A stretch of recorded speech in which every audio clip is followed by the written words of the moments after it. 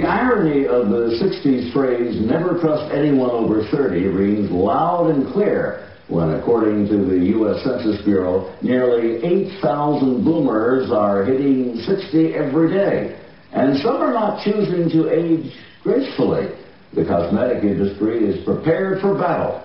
Joining me today is Dr. George Bitar from the Bitar Cosmetic Surgery Institute and Dagmar Whitmer, one of his patients. Thank you both for joining us. Tell me, doctor, what are the most common procedures that you're asked to perform? Well, we provide anywhere from non-surgical to surgical procedures for people who want to either have something done in a minimally invasive way or they can have something more involved. Minimally invasive could be anywhere from medical-grade skincare to Botox, the muscle relaxant to get rid of the wrinkles, and Restylane and Radiesse to fill the smile lines and to plump up the cheeks or give nicer lips, anywhere to facelifts, necklifts. I'm co-authoring a book on necklift techniques that is available to people who just want to get rid of improve their neck contour without having a full facelift. I think we have an example sitting right next to you, a very lovely example. Dagmar, tell us about why you decided to have cosmetic surgery. Well, I'm 62 and I decided I didn't really want a facelift. I didn't really mind my face, but I hated the neck, and it starts drooping, winkling a little bit and all of that. So I decided I was going to have my neck done.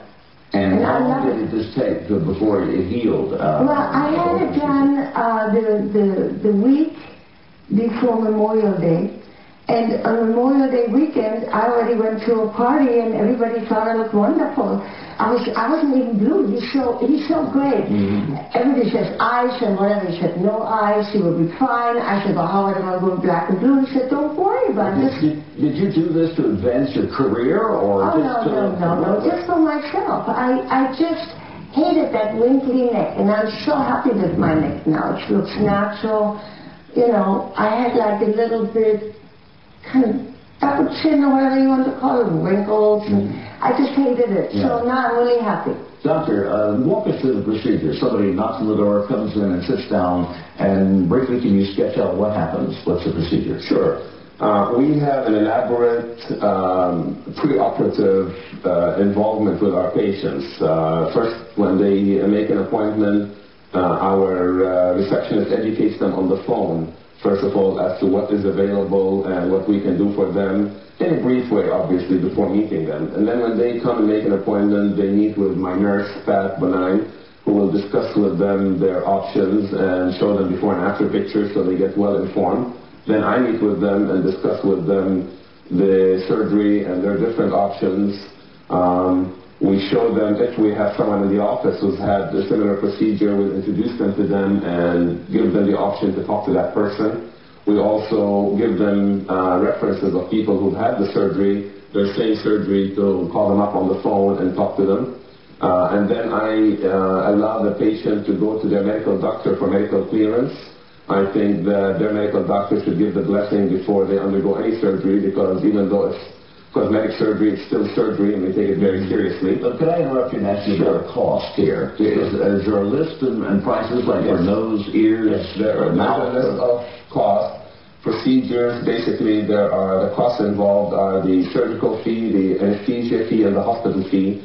I do my surgeries at the Innova Fairfax Hospital with board-certified anesthesiologists, so that is a separate fee. And the fee also depends on the person. So maybe a nose for one person might be less expensive than for another? Absolutely. One nose may be a very easy nose to do, another nose may be a very difficult nose to do. One nose may take 1 hour in the operating room, another nose may take 2 hours.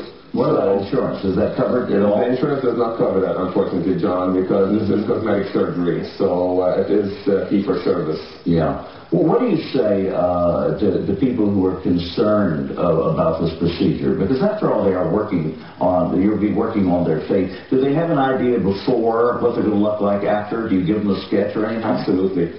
John, informed consent is not just a paper that you sign. It's a process that you go through. By talking to my receptionist, talking to my nurse, for me to discuss with them the surgery twice before the surgery, then meeting patients, then talking on the phone, seeing my website, and seeing before and after pictures, I think they get very comfortable before they go to the operating room exactly what they're going to be expecting. Yeah. And Dagmar can tell you, it's a very transparent process where there is nothing hidden, there are no secrets. Dagmar, do you have some friends that have had cosmetic surgery for business reasons? Yeah, oh, definitely. I have a casting agency, so a lot of them have plastic surgery done. But I think very few of them have their necks done. Everybody starts with the patient, everything else, and I think the most important thing is the neck. What about seniors? People over 50? Seniors, oh my God, everybody now in my age group, they're all touching on with their face. Mm-hmm. And does that help you get a job? I think so. You look better. I think my neck definitely looks a lot better. And also Dr. Bitar put part of my chin in, so he made my chin look better than it looked before. And he decided to do both at the same time. Since he's already at the neck, he might as well do the chin at the same time. So I think you enlarged it by 1 centimeter or something? That's correct. We put a small chin implant that did not take any longer time. The whole procedure of a neck lift and the chin implant was about an hour and a half. And it was with hidden scars. So we do a special technique with a fibrin sealant that will start the healing process shortly.